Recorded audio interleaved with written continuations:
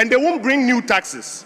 And that after they have implemented this new fiscal strategy, they will get more revenue. Remember, the finance minister told us that he was going to move tax to GDP ratio, in fact, revenue to GDP ratio, from 13% to 18%. I'm sure we all remember. Mr. Speaker, when we were leaving power, revenue as a percentage of GDP was 16%. After they implemented their strategy, revenue is now underperforming. It's now at 11% of GDP. Colleagues, if you haven't taken time to look at the tables, you have lost 5% of GDP on revenue.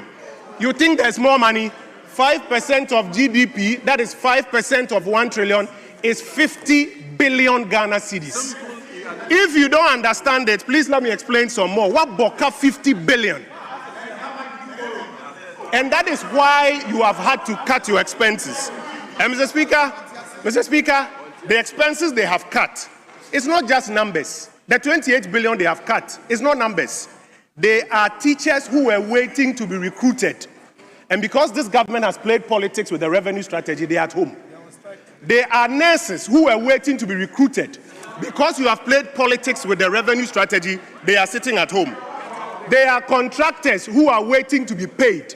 And because you have been doing politics with the revenue strategy, they have not been paid. Mr. Speaker, they are the flagship programs that young Ghanaians are waiting for this government to fund. And because they've been doing politics with it, they cannot fund even their own flagship programs. So, Mr. Speaker, when we are drawing their attention to the fact that their revenue strategy is not performing, they can dance and sing as much as they want in the chamber. The results out there will show them. Mr. Speaker, 2025, they promised to spend 51 million Ghana cedis on the Women's Bank. They did not spend it. Then this year, without providing any report on it, they announced that they've increased the budget to 400 million and that it is a credible budget. Does that sound like credibility to you? 2025, you promised 1.5 billion to the agri sector to improve agriculture. You haven't done much. In fact, it took 1 day to the budget before they launched in Nkoko Nkrumah.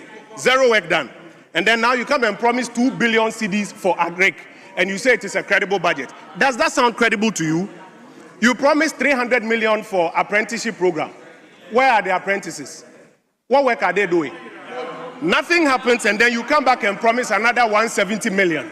Does that sound like credibility? So, colleagues, in all humility, if you stop dancing in the chamber and pay attention to the numbers, you realize that you have a big problem. In fact, we all have a big problem that we have to fix. When you say this, then they say, oh, the cedi has appreciated by 30%. Inflation is